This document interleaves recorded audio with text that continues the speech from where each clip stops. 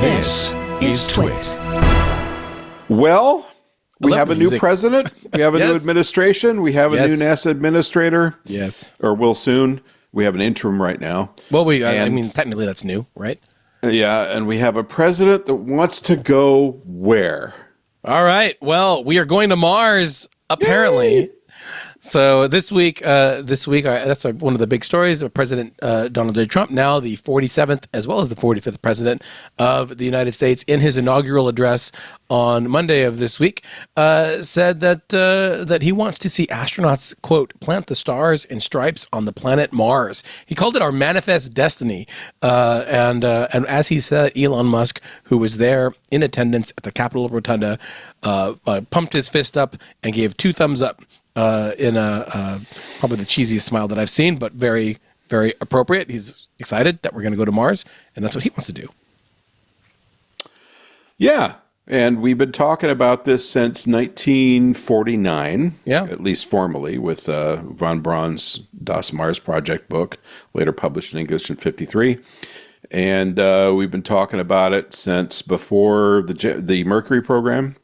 We were talking about it during Apollo, during the shuttle program. We've had all these design reference missions that have come and gone, and we've flown this mission in file cabinets for decades. It would be nice to really go. Yeah, it's very interesting because during the actual campaign to become president, Trump said a few times that he would like to see astronauts land on Mars, like by the end of his term, or that he said that he would like to see the United States land on Mars by the end of his term, which was, you can say, okay, launch a mission to Mars. It'll get, you launch on the 2026 window. It'll get there in 2027. That could do it, but he didn't say it's 18 months away. Yeah. He didn't say if you wanted to have astronauts on that flight, but then he said that he would like to have, he says, and I quote in the inauguration, "And we will pursue our manifest destiny into the stars, launching American astronauts to plant the stars and stripes on the planet Mars." Now, he doesn't put a date in that one. So, in the earlier comments, it was, we'll get to Mars before the end of my term, but it wasn't like astronauts. And now he's saying astronauts, but not a date. Now that would mean that you have until January 20th, 2029 to put astronauts there. There's a lot that would have to happen to get astronauts there by 2029. A full shift away from the moon, for one thing, and some sort of big vehicles to get there. But it's interesting, and it might be like a hint of what's to come. One thing we didn't talk about in this discussion is that you mentioned the new NASA administrator. Trump has picked Kennedy Space Center Director Janet Petro as the interim NASA administrator, skipping over Associate Administrator Jim Free a big proponent of Artemis in Washington. So that was a unexpected twist this week. Skipping over with a bit of a hiccup. They did announce Jim Free, and then they announced Petro. That's which right. Is weird, that's right. Within a couple hours. Yeah, NASA actually changed their website to say that Jim Free was the acting administrator, and then had to change it again to say that no, he's actually still Associate Administrator. Janet Petro is the acting administrator. So, well, I want to share something with you for those who are watching the stream. This is the new mug I got from loyal listener and old friend Martin Lawler. Martin! My new Space Thugs mug.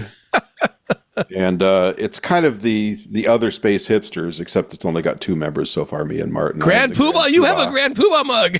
Yeah, well, that's my horrible illustration. But anyway, I kind of feel like we're headed that way in some fashion. Do you want to do line 2 next, or go to line 4? Well, I guess the one thing that we would mention, just because we are talking about the administration change, is that there are, in addition to having an interim NASA chief, there are already other echoes being felt, or reverberations from the administration change. Many listeners may have heard about the Trump executive orders to end all DEI operations, diversity, equality, and is it equity, equality, and inclusion, and inclusion initiatives across all the agencies. NASA was not immune to that, and there was a letter that went out from Petro's desk that basically quoted a form letter that the administration sent to all of the agency directors that would say that everyone has to stop. So they've shut down their whole whole operation or are in the works of shutting that whole thing down now too. And it's the first of what we expect to be many different changes to come at the agency as the new administration and eventually their pick for a new administrator take root.